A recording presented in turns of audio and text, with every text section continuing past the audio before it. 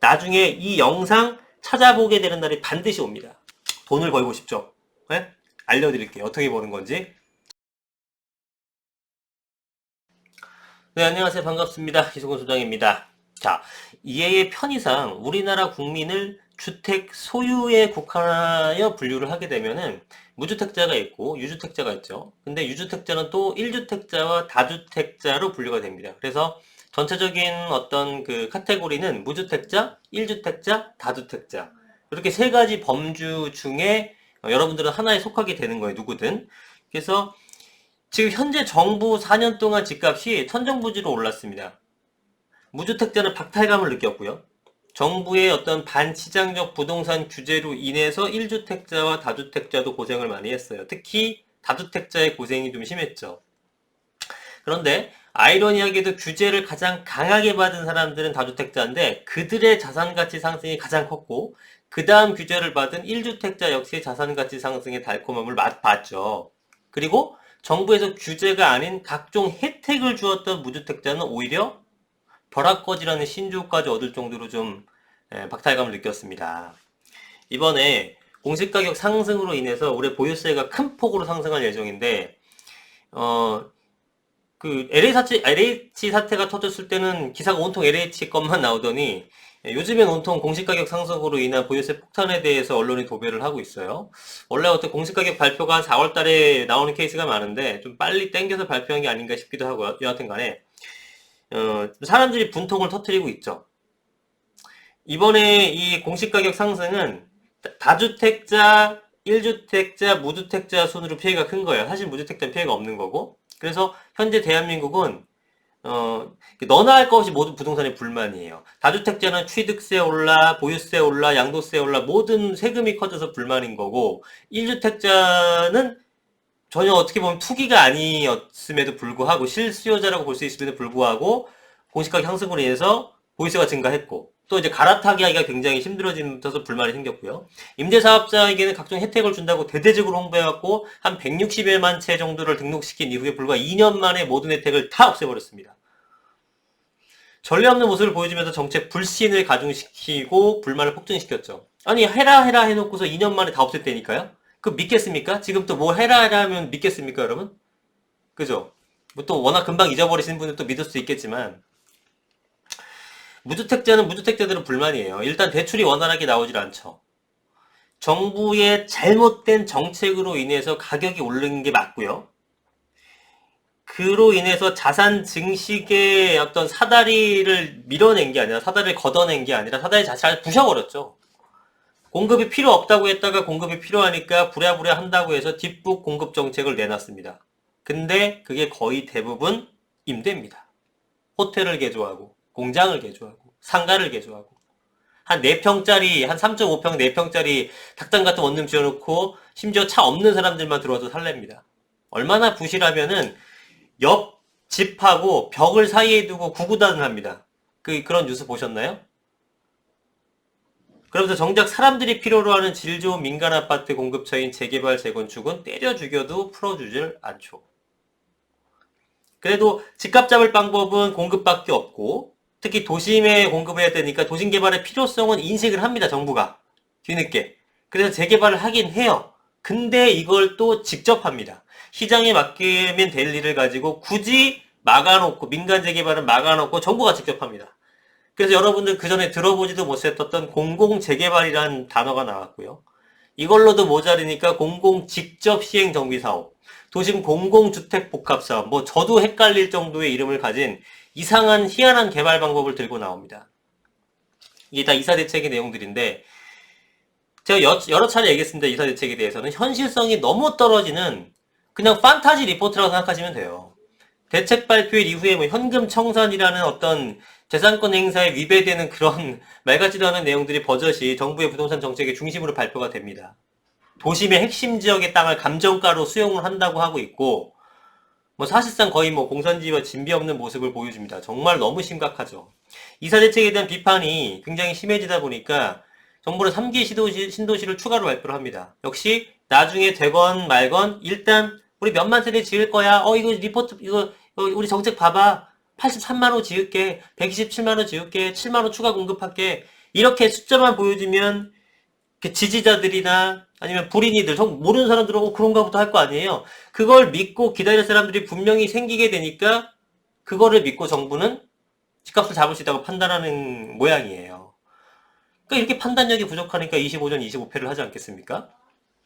어쨌든 간에 이런 이사대책의 판타지, 그리고 국민 모두를 사실상 어떤 임대주택에 살게 할 생각이냐는 비판, 그런 불만, 이런 것들이 폭증을 하다 보니까 3기 신도시를 추가로 발표했는데 이 시점에서 LH 사태가 터져버리죠. LH 사태 사실 어떻게 보면 빙산의 일각이 드러나는 것이고 본격적인 수사가 되면은 걷잡을 수 없이 부정부패가 속속 드러나게 될 겁니다. 3기 신도시 처리하라는 의견이 거의 60%에 육박하는 수준이에요. 정부는 LH라든가 뭐 이런 그 부패 공직자에 대해서 엄벌에 처한다고 하면서 공급은 차질 없이 한다고 합니다. 근데 아니요. 이미 차질이 생겨버렸죠. LH가 그 지경인데 그 어떤 국민이 LH를 믿고 결국 정부를 믿고 공공을 믿고 개발을 할까요? 그냥 게임이 끝났어요. 분위기 완전 다운되고 지지자 이탈이 생겨나니까 정부가 냅다 공시가격 왕창 올린 걸 발표를 한 것 같아요. 부랴부랴. 시선을 좀 돌려야 하니까. 근데 이번에 공시가격이 올라도 너무 올라서 1주택자의 불만도 엄청나게 커졌습니다. 거의 뭐 최고치에 달한 상태예요. LH 사태로 무주택자들도 시리에 빠졌고 다주택자는 정부 원래 싫어했고요. 하도 괴롭히니까. 그러니까 전 국민이 적어도 부동산 정책에 대해서만큼은 비판을 아주 서슴없이 하고 있어요. 온 국민이 지쳤죠. 다주택자, 1주택자, 무주택자, 임대사업자 그 나름대로 모두 지쳐버린 거예요. 그냥 아무것도 하지 말고 가만히 있으라는 어떤 많은 국민들의 주문을 정부가 이제는 정말 가슴 깊이 진지하게 고려해봐야 될 때가 아닌가 싶습니다. 손만 댔다면 사회가 엉망이 되니까 불신이 가득해지고 또 잘 살고 있는 우리 이웃끼리도 막 싸우게 돼요. 임대인과 임차인의 어떤 대립각, 이게 대표적인 거죠. 그러니까 정부가 그냥 아무것도 안 했으면 좋겠다, 뭐를 더 잘해주세요가 아니라 그냥 아무것도 안 했으면 좋겠다, 좀 냅둬라 하는 생각을 이 사회를 보면 자연스럽게 사람들이 하게 되는 거예요. 하도 잘못된 걸 해갖고 피해가 국민들한테 오니까요. 지금 지향하는 어떤 거대 정부는, 정부가 추구하는 그런 거대 정부는 LH 사태처럼 부정부패만 더욱 만연해지게 됩니다. 여러분의 삶이 지금 나아지셨나요? 서민을 위한 정부의 노력으로 인해서 삶이 나아지셨어요? 좋다고 생각하는 젊은 친구들 있긴 해요. 누구냐면은, 예를 들면은, 그 실업급여 받는 친구들 있죠? 거의 월급에 준하는 수준으로 받더만요. 네, 한 5년 동안 실업급여만 5번을 받은 사람이 한 13,000명인가 있대요. 그러니까 한 3, 4개월, 5개월 정도 일하고 그냥 회사 잘리고 한 다음에 한 또 5, 6개월 정도 또 실업급여 타먹고 내년에 그 집 또 하고 그 이듬해 또 하고 또 하고 그런 놈이 거의 10,000명이 넘어간다는 거예요. 이게 뭡니까 이게? 예? 그러니까 하나의 그냥 실업급여 받는 게 직업이에요, 직업. 이렇게 실업급여 막 퍼주면 근로 의욕이 사라지지 않겠습니까? 아니, 의욕적으로 일해서 200을 받나, 안 하고 한 150 받나, 그놈이 그놈이잖아요. 그 친구들이 잘못한 거예요? 아니에요. 내가 볼 때는 어린 친구들의 선택이 얼마나 깊게 생각을 하겠어요. 사회가 걔네들을 잘 이끌어주고 잡아줘야 돼요. 시스템적으로. 시장에서 열심히 노력하면 그 대가를 얻을 수 있다는 그런 모습을 보여줘야 하는데 지금은 우리 아이 떡 하나 더 주는, 우는 아이 떡 하나 더 주는 격이에요. 나 백수예요 하면 그냥 정부가 돈을 줘. 백수면 더 노력을 해서 더 좋은 곳에 취직을 하든 창업을 하든 이렇게 좀 끌어줘야 되는데 그게 아니라 그냥 돈 줘. 응, 힘들지? 내가 도와줄게. 끝. 그 친구 나중에 뭐가 되겠습니까? 응? 그러다가 혹시 돈이라도 못 주는 상황이 돼버리면 그 친구 그냥 도태되는 거예요. 할 수 있는 게 없어. 이런 말 많이 들어보셨죠? 고기를 잡아주지 말고 고기 잡는 법을 가르쳐라. 고기를 잡아주지 말고 고기를 잡는 법을 가르쳐갖고 걔가 성장할 수 있게끔 해야 되는데 지금 우리 사회 시스템은 그게 아니에요. 그러니까 지금 생각해보면 지금 제가 하는 얘기가 너무 상식적이어서 여러분들이 시간 내서 볼만한 내용도 아니야. 그냥 너무 상식이거든. 노력을 하고 행동을 하고 성과를 얻고 근데 일부 사람들은 그런 노력을 안 합니다. 일단 안 해. 그리고 그 노력으로 성공한 사람들을 굉장히 안 좋은 시선으로 보죠. 부동산 투자로 돈 버는 거 쉬워요? 여러분들 쉬워요? 쉬웠으면 부동산으로 돈 다 벌었지. 부동산 투자로 돈 번 분들은 많은 노력을 한 겁니다. 전 알죠. 왜? 내가 해봤거든. 응? 쉽지 않은 거 알거든. 집 살 때 속된 말로 엄청 쫄잖아요. 어? 거의 전 재산 부어야 돼. 수천만 원에서 수억 원씩 대출을 받아야 돼. 잘못되면 인생 한 방에 훅 가는 겁니다. 이거 알면서 여러분들이 산 거잖아요. 이걸 감당하면 용기를 갖고 산 거라고. 대단한 거예요. 그 노력과 열정에 박수를 보내고 싶습니다, 저는. 근데 뭐? 불로소득이요? 응? 갑자기 예전에 그, 뭡니까, 현대의 그 고 정재영 회장님이 하신 말씀이 불현듯 생각납니다. 뭔지 아시죠? 해보기나 했어? 해보기나 했어? 해보기나 했냐고. 해보고 말을 해. 해보고. 노력이라고는 일도 안 하고 남들 성공한 거 배합하지 말고 그 마인드면은 평생 지금 상태에서 나아질 수가 없어요. 제가 지금 하는 말 굉장히 듣기 싫을 분들도 있을 거예요. 근데 나중에 이 영상 찾아보게 되는 날이 반드시 옵니다. 특히 젊은 친구들이라면 제 말 명심해요. 돈을 벌고 싶죠? 네? 알려드릴게요. 어떻게 버는 건지. 잘 들어보세요. 돈을 어떻게 버냐면 돈을 벌 계획을 세워. 그리고 거기에 관련된 공부를 해. 남들보다 더 많이 해. 네? 남들과 똑같다면 남 이상 될 수 없다 이런 말 알잖아요. 그리고 투자를 직접 해봐. 그러니까 소액이라도 용기를 가지고 행동을 하는 겁니다.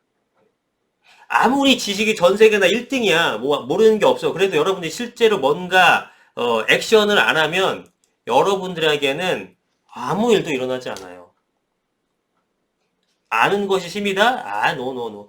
아는 것을 행할 때가 힘이다. 바뀌었어요. 시대가 바뀌었듯이 아는 걸 행할 때가 힘인 거예요. 남들보다 더 많은 공부가 되었다고 생각되면 이제는 행동에 옮겨요. 그리고 결과를 기다려. 근데 내가 우후죽순 막 로또하거나 도박하듯이 그냥 막 찍어서 한 게 아니라 열심히 공부하고 노력해서 투자한 거죠. 그럼 대부분 내 자산은 커져 있어요. 돈 버는 건 이게 끝이야. 사람이 어떤 걸 달성하기 위해서 계획을 세우고 노력을 하고 행동을 하는데 안 되는 게 더 이상한 거 아닌가요? 안 되는 게? 안 되는 게 더 이상한 거야. 될 수밖에 없다니까요. 계획을 세우고 공부하고 노력하고 행동하는데 어떻게 안 돼? 그걸 안 된다고 생각하는 그 머리가 이상한 거예요. 뇌 검사해봐야 돼요. 그런 생각이 드는 분이 있다면은 뇌 검사해봐야 되니까 아니 내가 농구를 잘하고 싶다. 어? 그럼 운동 열심히 하고 농구 연습 연습하고 코치 불러서 배우고 해. 농구 선수가 돼 있는 거예요, 나중에. 응? 노래를 잘하고 싶다. 노래를 많이 듣고 노래방도 많이 가고 노래 연습도 하고 코치 선생님 노래 학원 가서 배우고 노래 잘하게 되죠. 어? 피아노 잘 치겠다. 열심히 쳐요. 공부 잘하고 싶다. 공부 열심히 해. 다 잘 되게 돼 있어요. 돈을 많이 벌고 싶다. 관련된 공부를 하고 관련된 행동을 해요. 그럼 무조건 되게 돼 있어. 그게 왜 안 된다고 생각을 하고 왜 이렇게 어렵다고 생각을 해? 해보지도 않고 노력도 안 해보고 노력한 사람들을 비난하지 말라고요. 응? 불로소득이 아니라 노력의 정당한 보상입니다. 그리고 사회 부조리 같은 거 탓하지 말고 젊은 친구들 보게 되면 와 사회가 뭐 국가가 뭐 시대가 뭐 이딴 얘기 하는데 그런 건 어차피 그 말이 사실이라고 하더라도 물론 사회가 잘못했고 국가가 잘못했고 기성세대가 잘못했고 시대가 안 받쳐주는 것도 알아요. 그런 게 있다는 것도 알아. 청년들이 어떤 그 약간의 좌절감을 느끼는 것도 아는데 그거 아무리 탓해봤자 여러분들한테 도움되는 게 뭐 있어요? 없어. 그거는 어차피 우리가 못 바꾸면은 어차피 우리가 어찌할 수 없는 거면 그냥 생각하지 말고 내가 할 수 있는 분야, 내가 할 수 있는 것만 해요. 그게 뭐야? 그게 노력입니다. 그리고 그 노력이 정말 남들이 볼 때, 그리고 자기 자신 생각할 때도 지극정성이 있게 되면은 그런 나머지 것들 다 차치하고 이겨내면서 성공할 수 있어요. 노력이 제일 중요해. 근데 그것도 안 하면서 해봤자 소용없다라는 등 그런 얘기 하지 마시고 굉장히 원론적인 얘기 같지만 이건 그냥 하나의 진리이기 때문에 예전이나 지금이나 앞으로나 마찬가지예요. 부동산 투자를 여러분들 불로소득이라 생각하는 마인드를 갖고 있으면 그냥 계속 그렇게 사시는 거야. 안타깝지만. 응? 뭐 얘기하려다가 갑자기 이쪽이 왔는데 여하튼 근데 부동산 투자를 해서 저는 좀 성공적으로 자산을 불렸으면 좋겠다라는 겁니다. 이게 뭐 비단 부동산이나 주식이 됐건 뭐 요즘 많이 하는 암호화폐가 됐건 뭐든 좋아요. 근데 내가 이거를 어떤 투자적 관점으로 보고 이것도 그냥 저는 투기와 투자를 어떻게 구분을 스스로 하냐면은, 투기는 그냥 도박처럼 공부도 안 하고 막 하는 게 투기야. 그런 걸 투기라고 보는 거고, 투자는 여러분들이 열심히 공부해서, 거기에 대해서 결과를 얻는 게 투자라고 생각을 해요. 여러분들은 투자를 하십시오. 투자를. 예, 그러면은 누구나 다 돈을 벌 수 있습니다. 할 수 있어요. 공부를 안 한 사람한테는 부동산 투자가 어렵고, 한 사람한테는 또 그만큼 쉬운 게 없어요. 여러분들 부동산 투자가 다 쉬워지는 그날이 오길 간절히 기원합니다. 오늘 영상 여기까지 하겠습니다. 감사합니다.